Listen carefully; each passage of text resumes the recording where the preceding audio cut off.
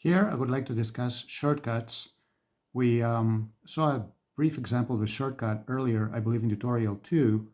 And here I want to show how shortcuts can be a bit more elaborate. So let me create a shortcut of a fictitious mobile number having the United States format. So I will click Add Shortcut, and in the shortcut field, I'm going to enter the text or the phrase with which I would like to call this shortcut, and something like my phone number. And in difficult text, I will type the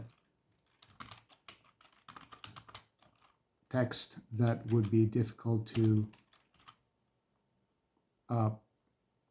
create on the editor due to the multiple voice commands that would be involved, okay?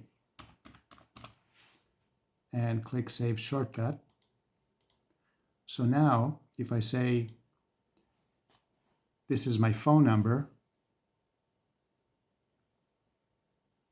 I get the expected result because the phrase, my phone number, has been associated with this complicated or difficult to format text.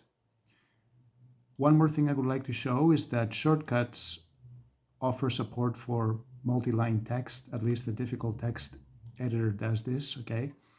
So let's create a fictitious signature, which I'm going to call my signature. And in the difficult text editor, I'm going to type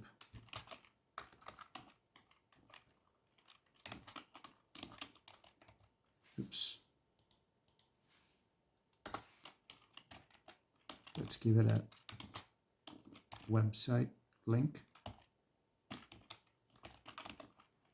and also another phone number.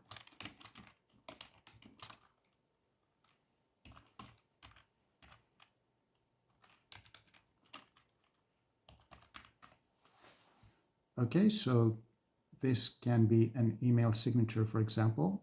So I'm going to click Save Shortcut. Okay, here it is. And okay, so let's test this. And this is my signature. Because this is a multi-line, undo. Because this is a multi-line shortcut, it immediately goes to the next line, okay, so as not to break. And another thing about shortcuts is that they work like commands in the sense, in terms of keywords. So if you would like to call a shortcut with multiple keywords, in other words, words or phrases, you can. So this one is now can be called with my signature, but we can add alternate phrases such as my business signature. So let's test this.